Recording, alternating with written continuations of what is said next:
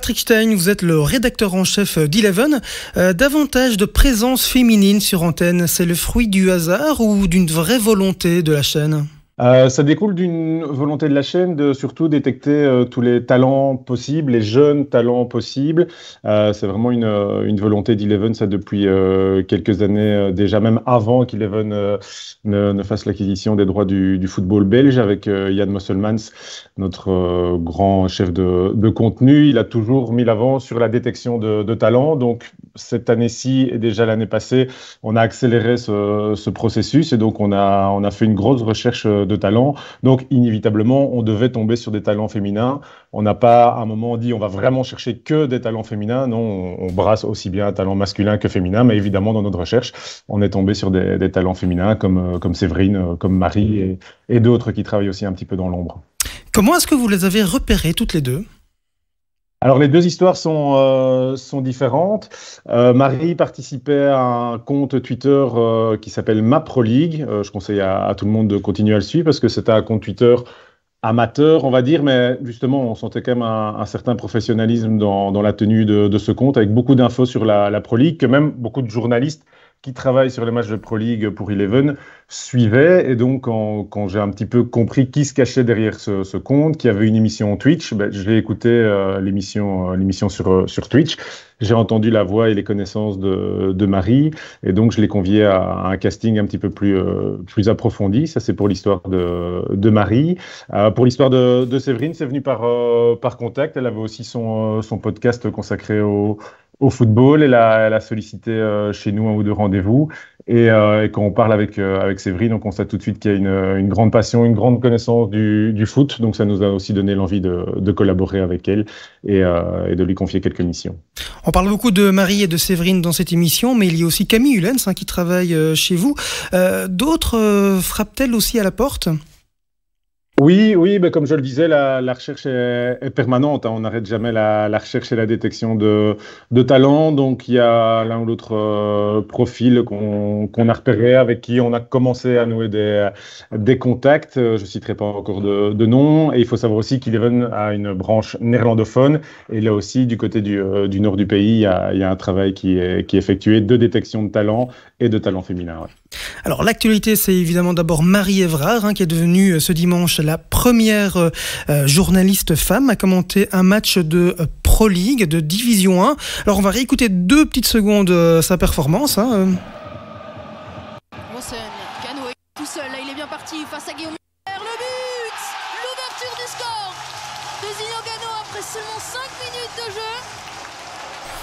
Marie Évrard, donc, lors de Zulte Waregem Ostende. Alors, le rédacteur en chef d'Eleven, quel débriefing il en fait de cette première de Marie sur la Pro League ?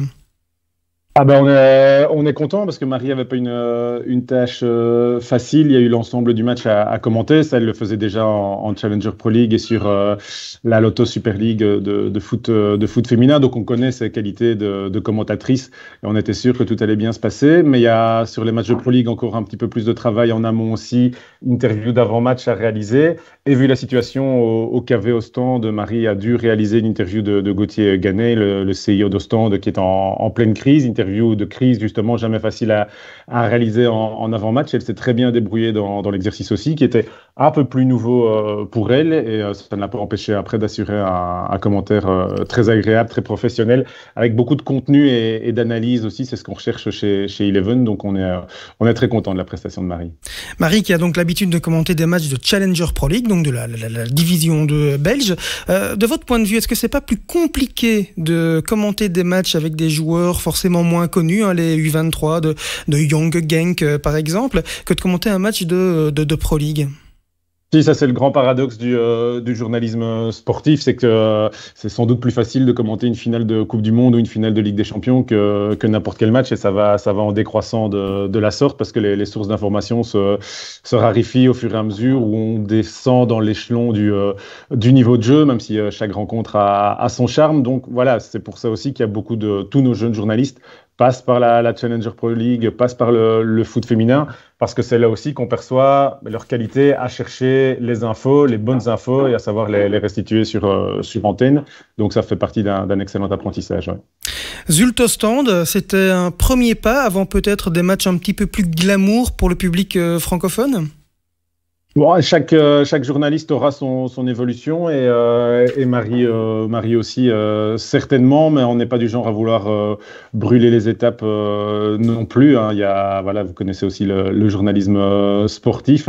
Il y a une certaine concurrence saine entre tous les journalistes. On est une rédaction assez large du côté d'Eleven, donc chacun a son chemin d'évolution qui se base sur le mérite, bien sûr, et les prestations. Donc voilà, oui, Marie sera encore amenée à faire des matchs de Pro League, très certainement dans un futur assez proche. Mais voilà, l'évolution se fera au rythme aussi qui tiendra compte d'une situation globale de la rédaction.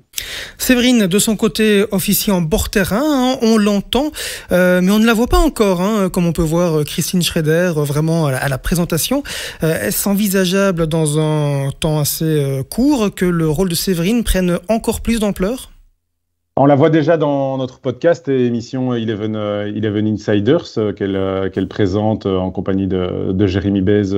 Notamment sur le bord terrain, c'est à peu près la même réponse que je formulerai pour Marie.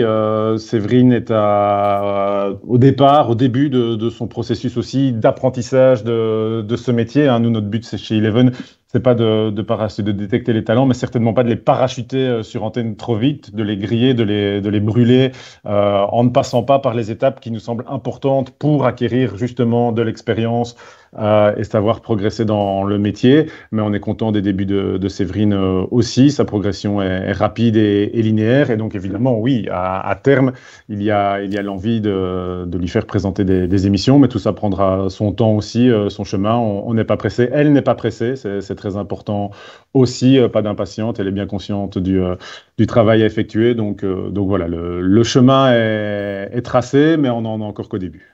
Le conseil du rédac chef d'Eleven à Séverine et Marie qui sont présentes avec nous ici en studio. Restez sur la voie que vous êtes en train de tracer. Hein. Je pense qu'on est très content de vous. C'est un peu cliché, bateau de dire, parce que dans le métier de journaliste sportif, on dit toujours ouais, la qualité numéro 1, c'est la passion, c'est ça qui fait progresser dans le métier. Mais à vous, ça s'applique vraiment. Donc gardez-la, continuez à la travailler, écoutez les conseils. Qu'ils viennent de la rédaction d'Eleven, qu'ils viennent d'ailleurs aussi. Je pense que dans ce métier-là, chaque conseil est bon à prendre, mais je sais que vous êtes à l'écoute, donc continuez comme ça.